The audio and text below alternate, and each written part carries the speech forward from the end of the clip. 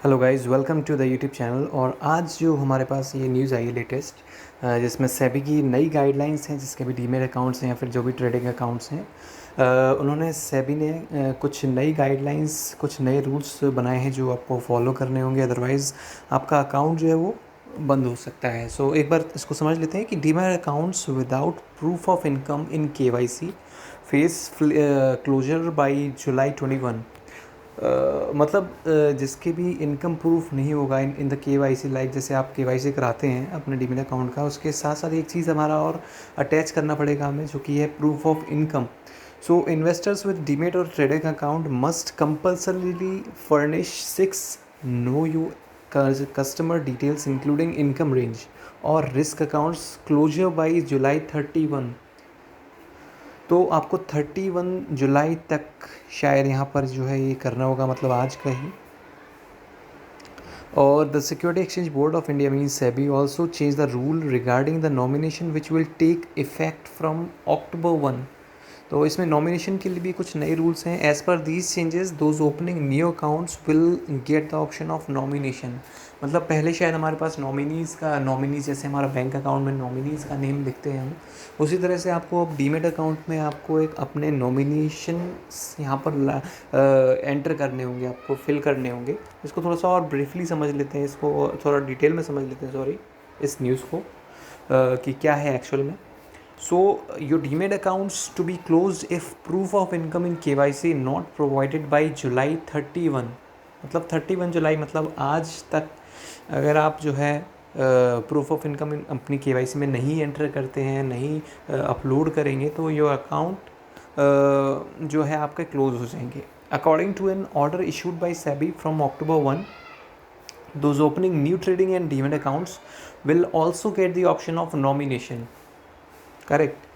And if you have a demat account for the stock market and related investment, then you will now have to provide information about your source of income in know your customer। इसमें साफ साफ ये चीज़ बताया गया है कि आपको अपना केवाईसी के अंदर आपको इनकम प्रूफ जो है आपको उसमें अटैच करना होगा, सबमिट करना होगा सेबी की गाइडलाइंस के according.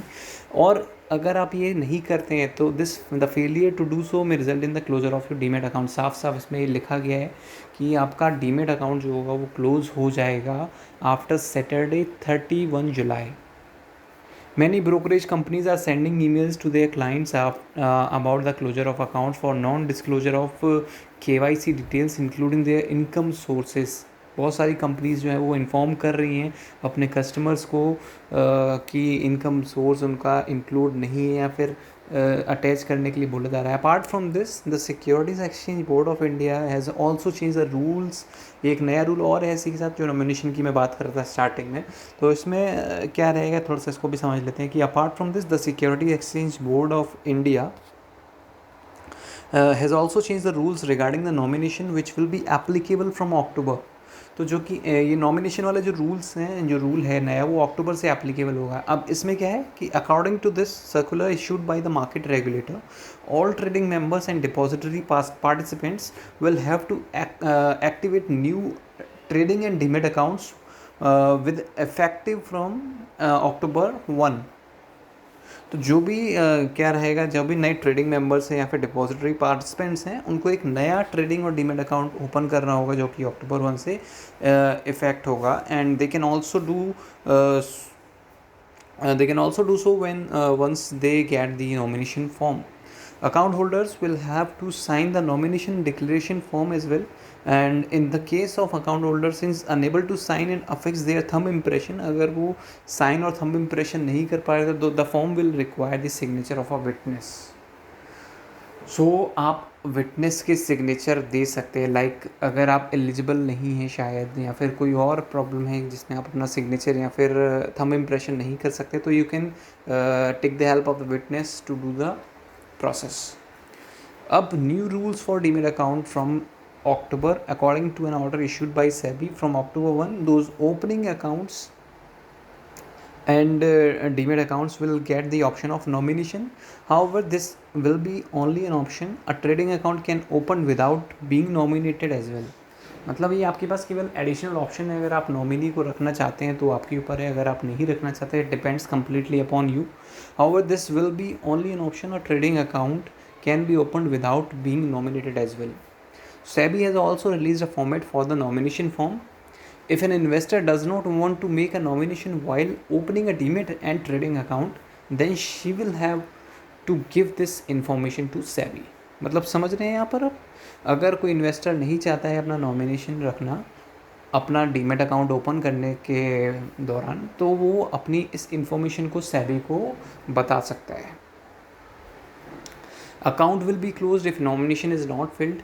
For this you will have to fill a declaration form. अगर आप नॉमिनेशन नहीं करना चाहते हैं तो आपको एक डिक्लेरेशन फॉर्म को फिल करना होगा। If you have already have a demat account, then you will also be required to fill the nomination form by March 31, 2022। अगर आपके पास ऑलरेडी डीमेट अकाउंट है तो आपको March 31, 2022 तक आपको वो डिक्लेरेशन फॉर्म फिल करना होगा। If you do not want the nomination facility, अगर आप नॉमिनेशन फैसिलिटी नहीं चाहते हैं, then you will have to fill a separate form for this. कोई एक अलग सा फॉर्म होगा अगर आप नॉमिनेशन फैसिलिटी नहीं चाहते हैं। If someone does not fill the nomination और declaration form, then her account will be frozen. साफ साफ लिखा गया है, चाहे आपका अकाउंट में आप नॉमिनेशन फैसिलिटी चाहते हैं या नहीं चाहते हैं, तब भी आपको फॉर्म फिल करना होगा, either the declaration form or the separate form which we are talking about in this news.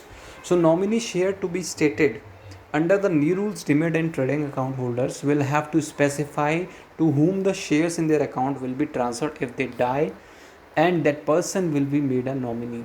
तो इसमें केवल मतलब साफ साफ ये बताया गया जैसे हमारा एक बैंक का नॉमिनी होता है, उसी तरह से आपके अगर कोई मिस हैपनिंग होती है या फिर कोई डेथ होती है कह सकते हैं, है ना, तो जो आपका शेयर्स है वो उस नॉमिनी के अकाउंट में ट्रांसफ़र कर दिए जाएंगे। If ever you want to change the name of the nominee, अगर आप कभी भी नेम चेंज करना चाहते हैं नॉमिनी का, यू कैन डू सो, आप चेंज कर सकते हैं उसको। But keep this in mind that a maximum of 3 people can be nominated in a demat account. इसमें ये भी बताया गया कि 3 पर्सन ही केवल नॉमिनेट हो सकते हैं एक डीमेट अकाउंट के अंदर। If 2 or more nominees have been appointed, the account holder will have to decide the share of all the nominees. अगर 2 या 2 से ज़्यादा नॉमिनीज़ अपॉइंट होते हैं तो अकाउंट होल्डर जो होगा उसको डिसाइड करना होगा शेयर नॉमिनीज़ के लिए। तो ये नए रूल्स हैं, नई गाइडलाइंस हैं। मेक श्योर करिएगा कि आप इनको फॉलो कर रहे हैं और आपको सारा चीज़ें समझ में आ गया हो। तो प्लीज़ कमेंट बॉक्स में ज़रूर बताइएगा कि आपको क्या चीज़ समझ में नहीं आई, तो I will try to give you the clarity.